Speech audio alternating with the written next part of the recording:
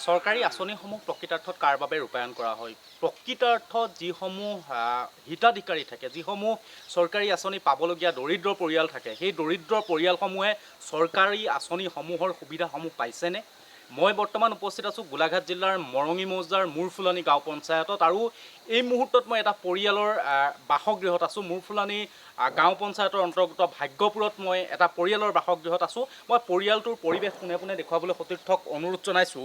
এই মুহূৰ্তত এই পৰিয়ালটোৰ দৃশ্যসমূহ আমি দেখুৱাইছোঁ। এটা বাসগৃহ আৰু বাসগৃহটোতেই আচলতে বসবাস কৰে দুটাকৈ পৰিয়ালে আৰু এই দুয়োটা পৰিয়ালৰ মাত্ৰ এটা বাসগৃহ, নাই কোনো বিদ্যুতৰ ব্যৱস্থা, নাই কোনো অনাময় আঁচনিৰ ব্যৱস্থা। আৰু এগৰাকী আচলতে বিশেষভাৱে সক্ষম বুলি ক'ব লাগিব। কিছুদিনৰ পূৰ্বে আচলতে তেওঁ এখন ভৰি বিকল হৈ পৰিছে, তেওঁ খোজকাঢ়িব নোৱাৰে, এডাল লাঠিৰ সহায়ত দুখোজ এখোজ খোজকাঢ়িব পাৰে।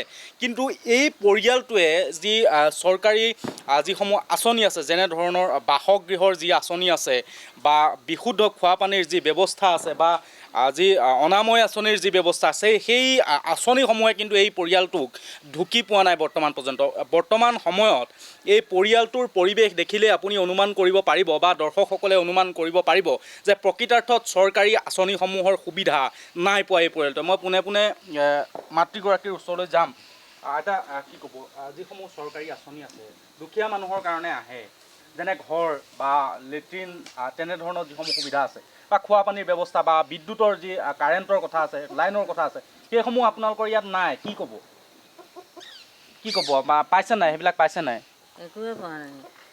পানী নাই, এফালে লেট্ৰিন নাই, চবফালে ঘৰ পালে। আমাৰ ঘৰত কি হ'ল আৰু নাই পোৱা। ঘৰ নাই পোৱা, ঘৰো নাই পোৱা, লেট্ৰিন পোৱা নাই। এতিয়া টিউবেল চিবেল একোৱে নাই, কাৰেণ্টটো নাই, কাৰেণ্ট নাই। কি ক'ব চৰকাৰক? কি ক'ব চৰকাৰক? কি ক'ব, কি বিচাৰিব চৰকাৰৰ পৰা এতিয়া? এতিয়া ৰাইজক যিটো দিছে এইটো মোক লাগে।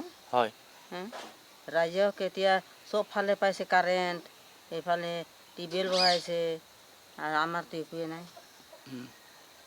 হয়, নিশ্চয়কৈ আচলতে সেয়া এক তাৎপৰ্যৰ বিষয় যে চৰকাৰী সুবিধাসমূহ সকলোৱে পাইছে, কিন্তু এই বিশেষ পৰিয়ালটোৱে, এই দৰিদ্ৰ পৰিয়ালটোৱে কিন্তু চৰকাৰী আঁচনিসমূহ বৰ্তমানলৈকে পোৱা নাই। বা যিসমূহ জনপ্ৰতিনিধি আছে, এই জনপ্ৰতিনিধিসমূহে নিৰ্বাচনৰ সময়ত এইসকল সাধাৰণ মানুহৰ কথা বা সাধাৰণ মানুহৰ লগত কথা পাতিবলৈ আহে, কিন্তু নিৰ্বাচন পাৰ হোৱাৰ পিছত, নিৰ্বাচনত জয়ী হোৱাৰ পিছত কিন্তু এইসকল ৰাইজৰ মনৰ খবৰ ল'বলৈ, দুখ দুৰ্দশাৰ খবৰ ল'বলৈ তেওঁলোকৰ কিন্তু আহৰি নাই। মই আপোনাৰ ওচৰলৈ আহিছোঁ বাইদেউ।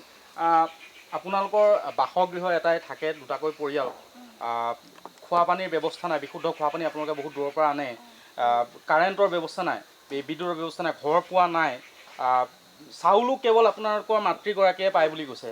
কি ক'ব, কি বিচাৰিব চৰকাৰৰ পৰা? কি বিচাৰিব আপুনি?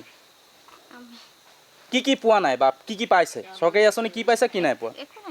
একো নাই পোৱা।